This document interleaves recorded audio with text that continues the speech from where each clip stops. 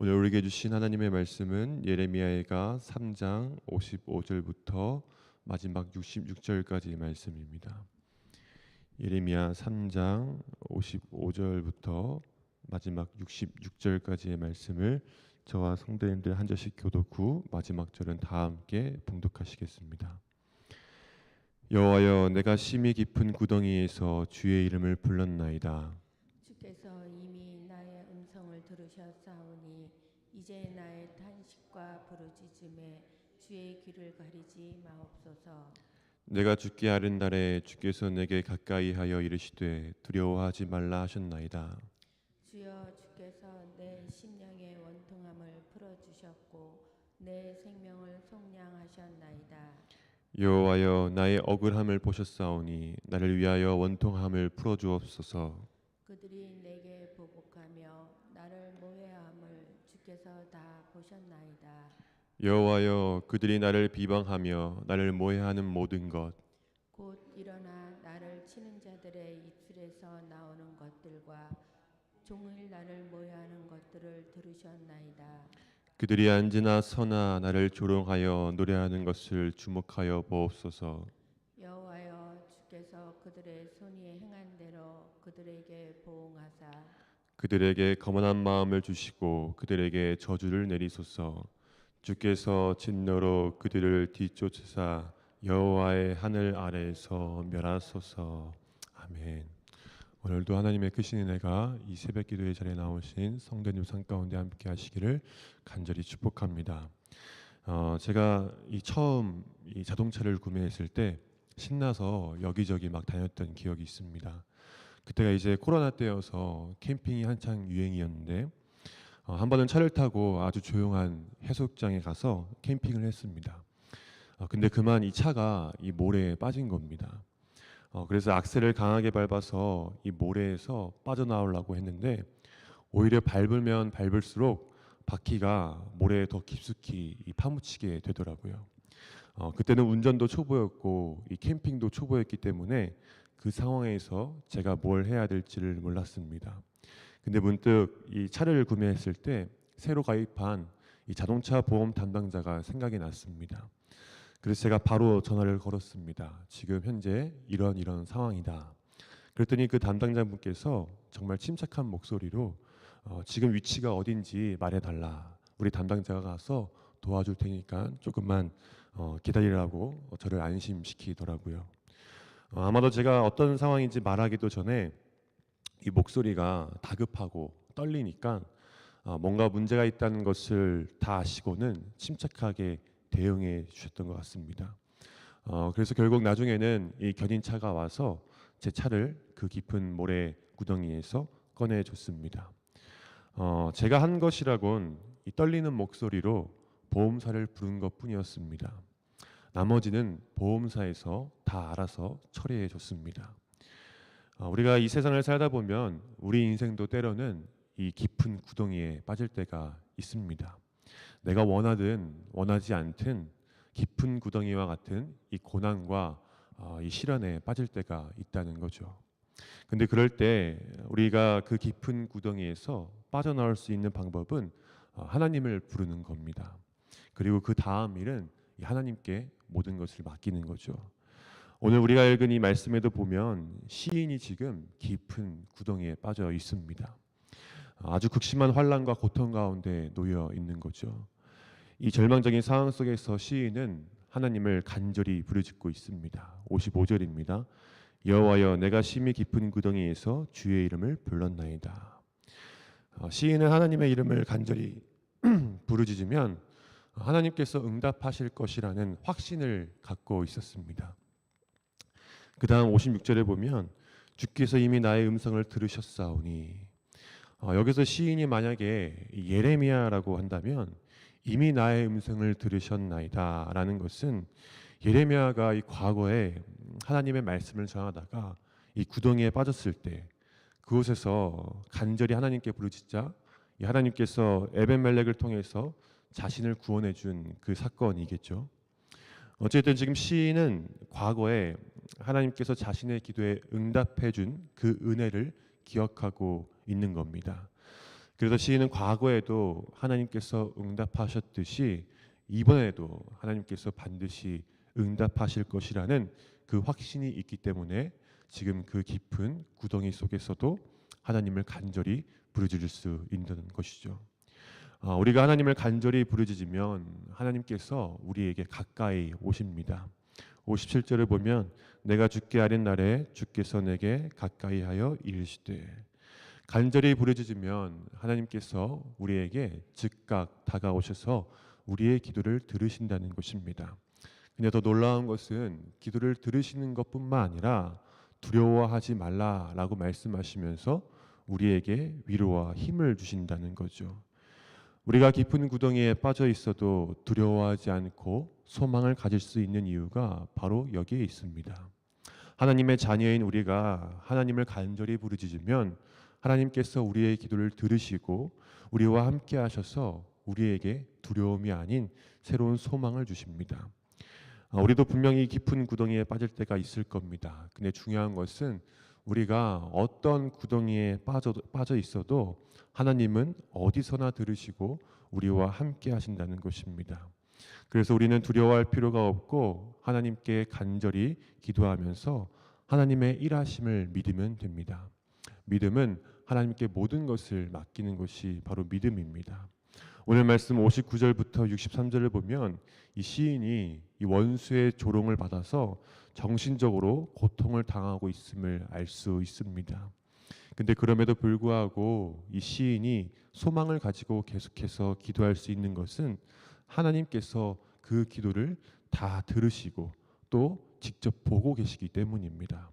그래서 하나님께 모든 것을 맡길 수 있는 겁니다.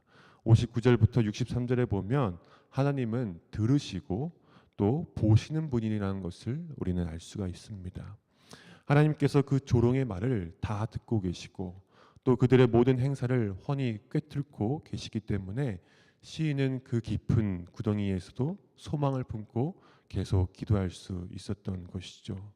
우리가 억울하게 구덩이에 빠지고 또 불의한 세상 속에서 믿음대로 살다가 원통한 일을 당할 때 그때 우리가 해야 할 것은 하나님을 간절히 부른 다음에 이미 우리의 기도를 다 들으시고 또 우리의 상황을 다 보시는 하나님께 모든 것을 맡기는 겁니다. 59절부터 63절에 나타난 시인의 기도를 보면 이렇게 해달라라고 기도하지 않습니다. 그저 이 자신의 원통함을 풀어달라고 기도를 하죠. 아까 제 차가 물에 빠졌을 때 견인차가 왔는데 제가 그 견인차 기사님께 이렇게 해서 빼주시고요. 이쪽 방향으로 해주세요. 이쪽 방향으로 빼주세요. 이렇게 요청한다면 과연 차를 뺄 수 있었을까요? 절대 못 뺐을 겁니다. 이미 상황을 다 아시는 기사님께 맡기는 겁니다. 마찬가지로 우리도 이 모든 것을 하나님께 맡기는 겁니다. 이미 들으시고 또 상황을 직접 보신 하나님께 모든 것을 맡기는 거죠. 그래서 우리가 기도할 때도 내 뜻대로 마옵시고 아버지의 뜻대로 해달라고 기도하는 거 아닙니까? 나의 원통함을 풀어주옵소서. 우리의 기도를 들으시고 우리의 상황을 다 보시는 하나님께 모든 것을 맡기면 공의로우신 하나님께서 그 원통함을 반드시 풀어주실 줄로 믿습니다. 우리의 원통함과 우리의 기도를 들어줄 수 있는 분은 오직 하나님 한 분이십니다. 백날 사람한테 얘기해봤자 오히려 더 깊은 상처만 받고 시험에 들어서 더 깊은 구덩이에 빠지게 될 때가 있을 것입니다. 시인의 계속된 기도를 보면 64절부터 마지막 66절은 시인이 이 자신을 조롱했던 그 원수들을 심판해 달라는 기도의 내용입니다. 근데 이 내용을 보면 원수에 대한 아주 무시무시한 저주를 볼 수가 있습니다. 65절을 보면 그들에게 거만한 마음을 주시고 그들에게 저주를 내리소서. 혹시 원수들이 이 마음을 돌이키면 하나님께서 용서해 주실지 모르니까 그들에게 계속해서 거만한 마음을 주라는 겁니다. 그래서 결국 그들이 저주를 받아서 완전히 멸하게 해달라는 기도인 거죠. 이 기도의 내용을 보면 시인이 지금 얼마나 솔직하게 자신의 마음을 하나님께 토하고 있는지를 알 수가 있습니다. 나를 조롱하고 비방했던 저 원수를 꼭 멸하게 해달라는 이 기도는 하나님 보시기에 잘못된 기도가 아니라 아주 솔직한 기도입니다. 어쩌면 하나님께서는 이 시인의 솔직한 기도를 통해서 그가 얼마나 간절히 하나님을 찾고 있는지, 또 얼마나 그 깊은 구덩이 속에서 힘들고 괴로워했는지를 알 수 있었을 것입니다. 56절을 다시 보면 주께서 이미 나의 음성을 들으셨사오니라고 되어 있는데, 여기서 음성은 히브리어로 콜이라고 합니다. 근데 원래 이 뜻은 이 사람의 음성뿐만 아니라 피조계에서 일어나는 모든 소리를 가리킬 때도 사용되는 단어입니다.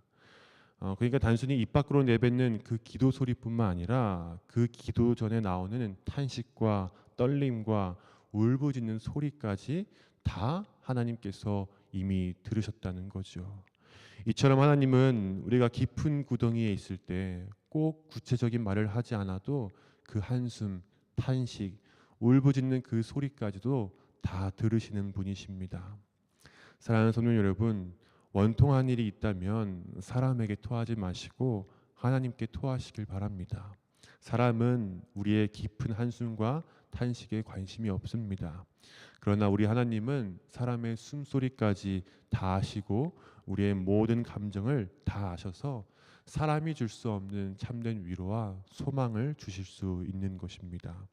혹시 오늘 이 시인처럼 원통함으로 인해 깊은 구덩이에 빠져 있거나 어떤 절망과 고난 속에 빠져 있다면 스스로 해결하려고 하지 말고, 또 사람을 의지하려고 하지 말고 오로지 하나님을 간절히 부르짖고 하나님께 전심을 다해서 기도하시길 바랍니다. 그러면 하나님께서 그 떨리는 기도를 이미 들으시고, 또 깊은 구덩이에서 힘들고 좌절하고 있는 연약한 우리의 모습을 다 보시고 우리에게 소망으로 그 깊은 곳에서 건져내어 주실 줄로 믿습니다. 불의가 가득한 이 세상 속에서 우리가 믿음을 지키고 살아가는 게 참 어렵지만, 그럼에도 불구하고 모든 것을 다 보시고 들으시는 그 공의로우신 하나님이 언제나 우리와 함께 하신다는 사실을 기억하시면서 날마다 하나님만이 주실 수 있는 그 소망을 붙잡고 살아가는 저와 성도님들이 다 되시기를 간절히 축복합니다. 기도하겠습니다. 하나님 감사합니다. 하나님의 이름을 부를 수 있는 축복을 주시고 하나님께 모든 것을 맡기며 다시금 소망을 얻을 수 있는 믿음을 주셔서 감사합니다. 주님, 우리가 때론 깊은 구덩이에 빠질 때가 있습니다. 그래서 때로는 원통하고 분하고 괴로우나, 그럼에도 불구하고 우리가 소망을 품을 수 있는 것은 우리가 기도하면 하나님께서 이미 다 들으시고 다 지켜보시고 우리와 늘 동행하고 계시기 때문임을 믿습니다. 그동안 내 힘으로 모든 문제를 해결하려고 했다면 하나님의 이름만 부를 수 있는 담대한 믿음을 허락해 주셔서 날마다 우리가 하나님께 소망을 품고 끝까지 믿음으로 행하는 우리 모두가 되게 하여 주시옵소서. 고3 수능이 이제 얼마 남지 않았습니다. 우리 고3 수험생들에게 지혜와 능력과 힘을 더하여 주셔서 수고한 만큼 최고의 열매로 하나님께 영광 올려드릴 수 있는 우리 고3 수험생들 되게 하여 주시옵소서. 오늘 하루도 주님께서 함께해 주실 것을 믿사오며 살아계신 예수님의 이름으로 간절히 기도드렸습니다. 아멘. 하늘에 계신 우리 아버지여, 이름이 거룩히 여김을 받으시오며 나라가 임하시오며 뜻이 하늘에서 이루어진 것 같이 땅에서도 이루어지이다. 오늘 우리에게 일용할 양식을 주시옵고 우리가 우리에게 죄 지은 죄를 사하여 준 것 같이 우리 죄를 사하여 주시옵고 우리를 시험에 들게 하지 마시옵고 다만 악에서 구하시옵소서. 나라와 권세와 영광이 아버지께 영원히 있사옵나이다. 아멘.